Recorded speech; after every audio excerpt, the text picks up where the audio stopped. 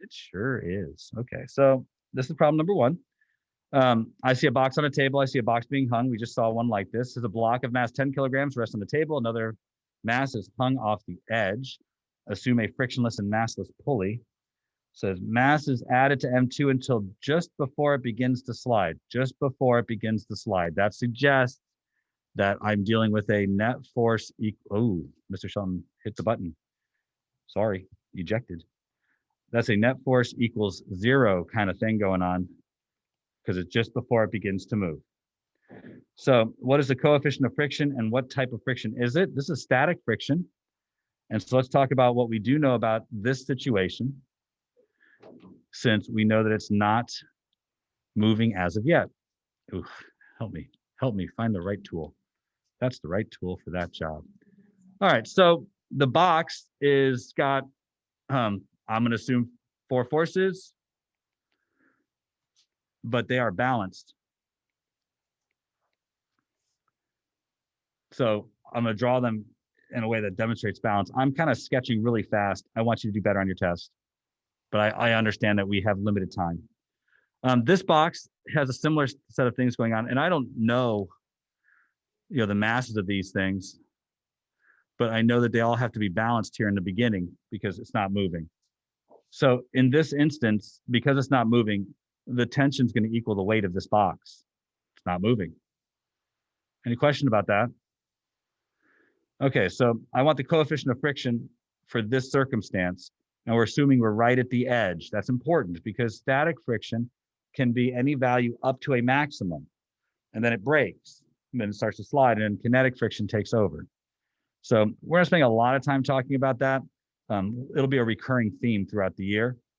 So in this moment, I recognize that the net force on this block equals 0, and tension minus friction equals 0.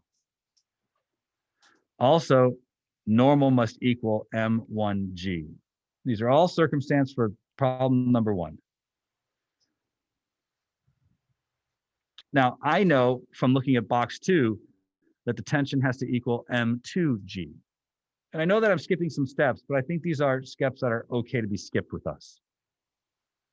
So I can bring a lot of these pieces together now. In fact, I can do this right here and just substitute that M2G has to equal friction. And normal has to equal M1G. Friction is all about the normal force. So to answer question 1, friction equals mu times the normal force. So mu has to be friction divided by the normal force. So friction is M2G. Normal force is M1G.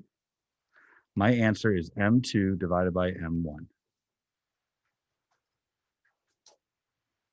Questions?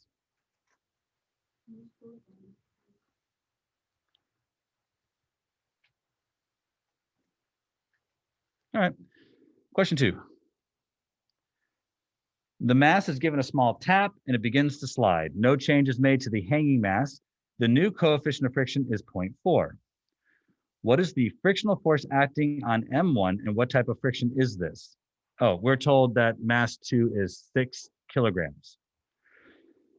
Sorry. So let me read all that again. Mass is added to M2 until just before it begins to slide. At this moment, the mass of M2 is 6 kilograms. What is the coefficient of friction and what type of friction? So I guess you might have put in 6 for M2 instead of that. You might have done that since I gave you that mass. So question 2, the mass is given a small tap against slide. No changes made to the hanging mass. The new coefficient of friction is 0.4. What is the frictional force acting on M1 and what type of friction is this? This would be kinetic friction. And we are told that friction is equal to 0.4. Now, we don't know the mass of M1, do we? Oh, we do know both masses. I'm sorry, Mr. Sheldon is an idiot. So I do know the mass of the other one. So this actually is 6 divided by 10 or 0.6. Sorry, I should probably read the directions more closely, but I'm Mr. Shelton. You should expect better. So question number 2, the new frictional force, because nothing else changes, meaning that the situation here doesn't change. The only thing that's going to have to be changed is that the net force doesn't have to equal 0 anymore. The net force could equal M1A.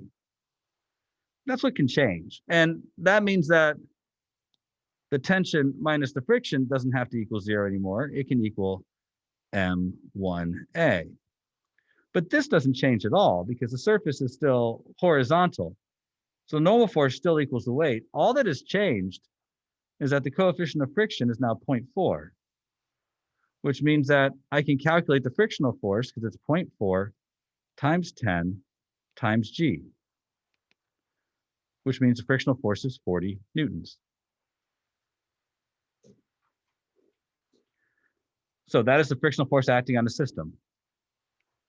Question B, what is the acceleration of the system? Well, tension minus 40 equals 10A. That's the box on the table. Questions about that? Where I got it, where it came from? All right, the box that's hanging, 60 minus tension equals 6A. Questions about that one? All right, just add these two things together and the T's are gonna cancel and I'm gonna get 60 minus 40 equals 10A plus 6A. So 20 equals 16A.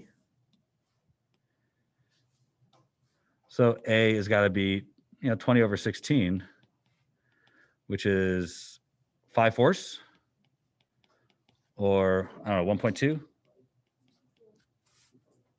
What's that? 1.25? Whee. Okay.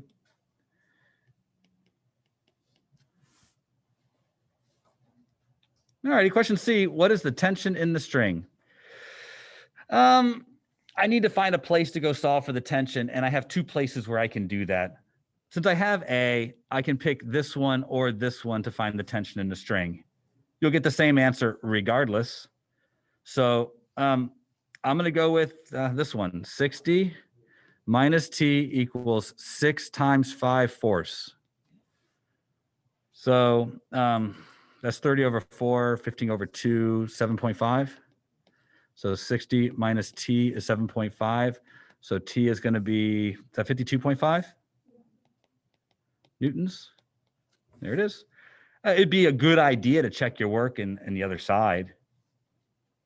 A good idea. But if you don't have the time, you don't have the time. So there we go.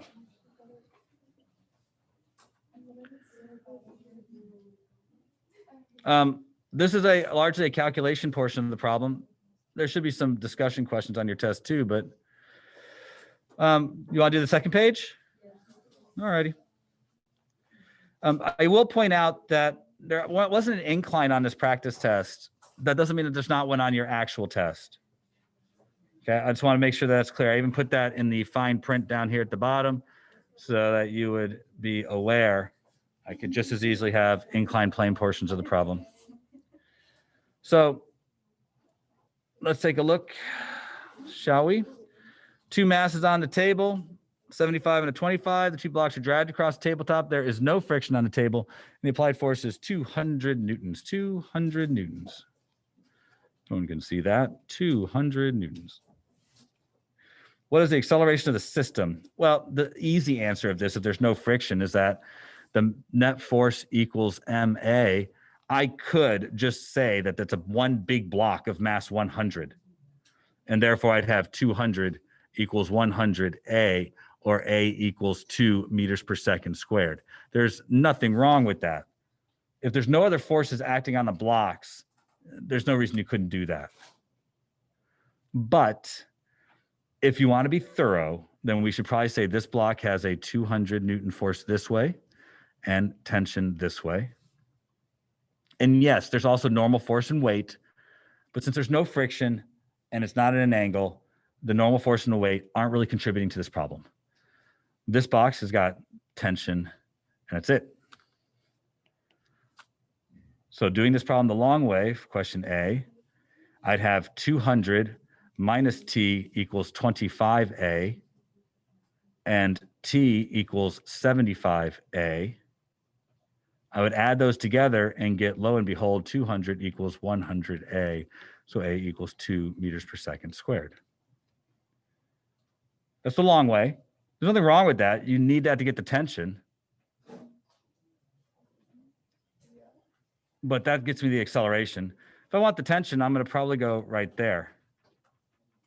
So tension equals 75 times 2, or 150 newtons. Please don't forget your units on the next test. I'm being very careful to make sure my units show up here at all the answers. Yours should too.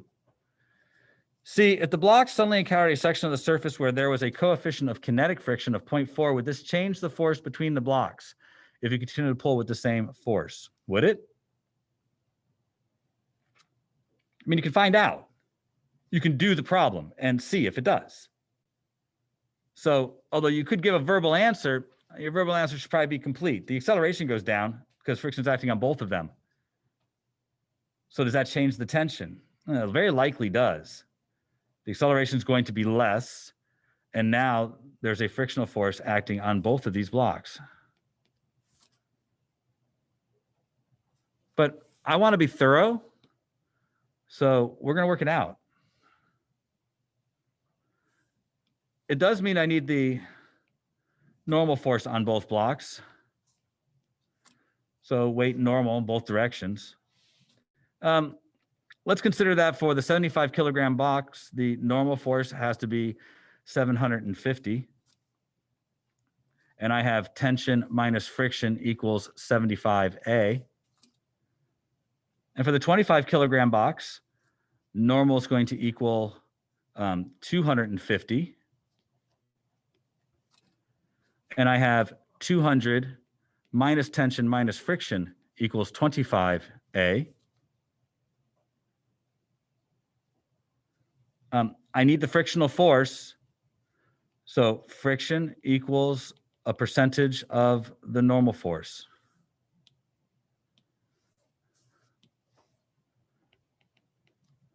Friction equals a percentage of the normal force. There we go. Somebody be a doll and tell me what these two things are, because I don't really want to break out the calculator. What is 0.4 times 750? 300. Thank you. And what's 0.4 times 250? 100. Excellent. Okay, so that's tension minus 300 equals 75A. And that's 200 minus tension minus 100 equals 25A. I'm going to add the two equations together, and I will get 200 minus 300 minus 100 equals 100A.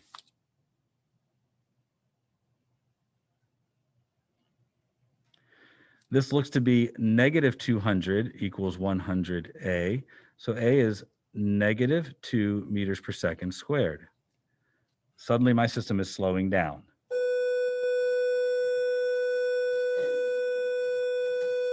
To see what happens to the tension, I'd put it right there and get tension minus 300 equals 75 times negative 2.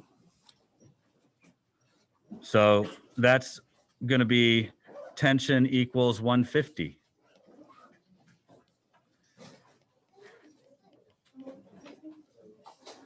So class, we did not finish this particular problem. I am confident I will finish it in